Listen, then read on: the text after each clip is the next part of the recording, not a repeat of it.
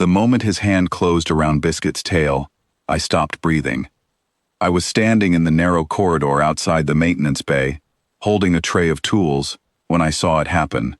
Biscuit, my small orange cat, had wandered out of my quarters again, the way she always did when the door sensor glitched. And now a Draveth soldier, easily twice my height, had her lifted off the ground by her tail, her claws swiping uselessly at the air. "Is this yours?"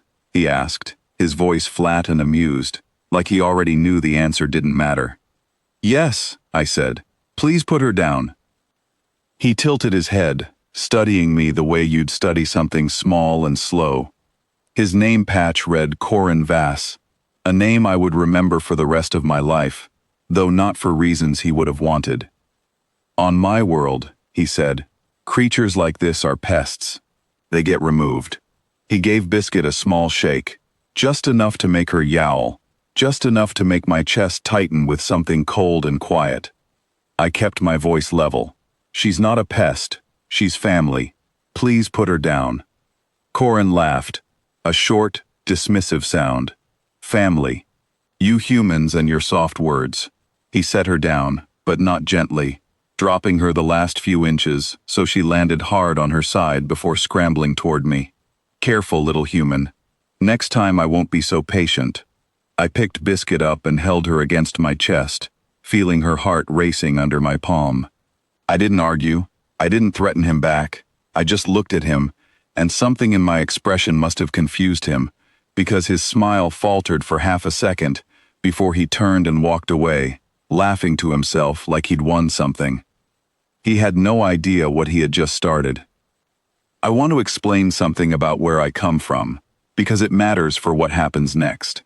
Earth is not a gentle planet. It never has been. Long before we built ships or learned to speak to other species, we were already the descendants of the ones who survived. Not the strongest, not the fastest. The ones who remembered. The ones who planned. Predators that could kill a human in seconds still exist on Earth, and yet humans do not fear the wilderness the way you might expect. We walk into it, and often, we walk out of it having removed the threat entirely, not because we are cruel, but because we do not let a threat continue once we understand it. Other species in the galaxy know Earth is dangerous. They call us Deathworlders, half as a joke, half as a warning. But most of them think our danger lives only in our biology, our stronger bones, our resistance to poisons, our ability to survive falls and burns that would kill almost anything else. They don't understand that the real danger was never in our bodies. It was in our patience.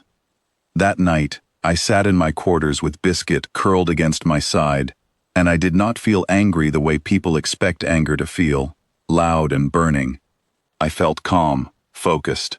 The kind of stillness I imagine my ancestors felt when they tracked something through a forest for 3 days, waiting for the one moment it would be careless. I did not report Corin to station security. I considered it, briefly, but I already knew how it would go.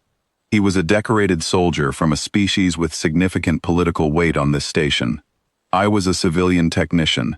There would be an inquiry, a shrug, maybe a formal warning that would vanish into a file somewhere. Nothing would change, and he would know I had tried and failed, which would make things worse for both me and Biscuit. So instead, I did what my species has always done when something threatens what we love and the rules won't help us. I started paying attention. The station was large, but not so large that patterns didn't exist. I began noticing when Corin took his meals, which corridors he preferred, which maintenance shifts overlapped with his patrol schedule. I wasn't planning anything violent. I want to be clear about that, because it matters. I am not a soldier. I have never hurt anyone in my life, and I did not intend to start with him. But I understood something he didn't. On Earth, we learned long ago that you don't need to overpower a threat to end it. You only need to understand it better than it understands you. 3 days after the incident, a young Farai engineer named Talon Rook sat next to me in the commissary and asked if I was feeling all right. "You've been quiet," she said, pushing a tray of gray protein cubes around with her fork. "Quieter than usual." Is it the soldier? The one who grabbed your cat? You heard about that? Everyone heard about that. He's been telling people about it like it's funny. She hesitated. You don't seem angry, though.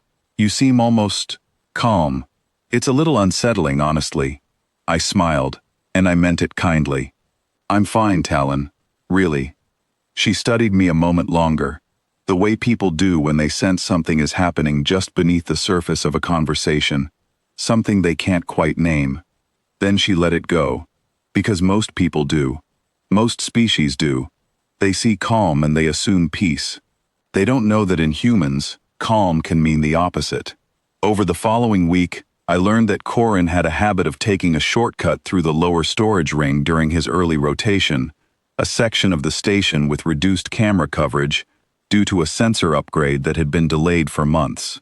I knew this not because I was investigating him specifically, but because my own maintenance duties took me through that same ring twice a day, and I had simply started noticing him there, again and again, at almost the same time. I didn't plan a confrontation. I want to be honest about that too. What I did was simpler, and in some ways, more effective. I made sure he saw me there, every day, waiting near a junction panel, tools in hand, saying nothing, just present. At first he didn't seem to register it. By the fourth day, I saw him glance at me twice. By the sixth day, he stopped walking through that corridor entirely and started taking the long way around, adding almost 10 minutes to his rotation. He never said a word to me about it, but I noticed the shift in how he carried himself when we crossed paths elsewhere on the station. The easy arrogance was still there, but underneath it, something had started to flicker, some small uncertainty he couldn't quite explain even to himself. That was the first lesson. The second one came later. 2 weeks after the incident, there was a station-wide inspection of personal quarters, a routine check for unauthorized equipment. I wasn't worried about my own space, but I made a point of being nearby when the inspection team reached Corin's section, because I had learned, through quiet conversations and careful listening, that he had been keeping unregistered stimulant supplements in his quarters, the kind that were mild enough to avoid serious punishment, but strictly against station regulations for active duty personnel. I didn't plant anything. I didn't need to. I simply made sure, through a conversation with a logistics officer who happened to owe me a favor for fixing a life support fault last month, that his section was placed higher on the inspection list than it would normally have been.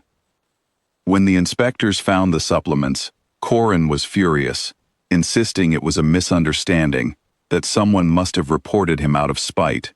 He looked at me across the corridor as security escorted him to a formal review, and for the first time, I saw something in his eyes that hadn't been there before. Recognition. He didn't know how I had done it.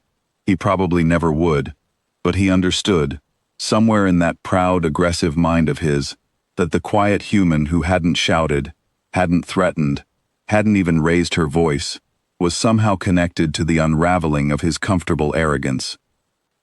The formal review didn't end his career. It wasn't meant to. That was never the point.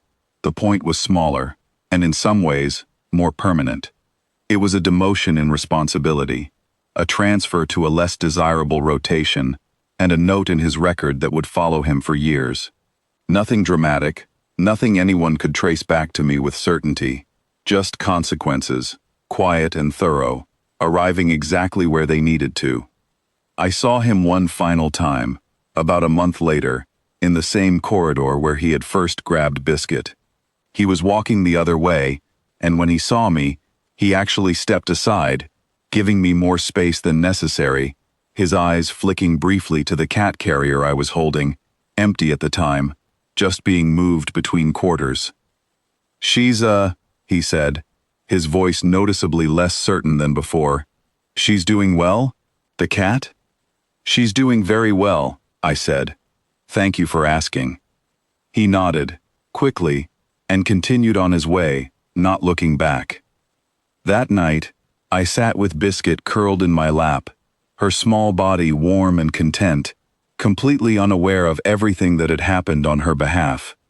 I stroked her fur and thought about how strange it must look to someone from another world, watching a human respond to a threat not with force, not with shouting, but with patience so quiet it became its own kind of warning. We are not the strongest species in the galaxy.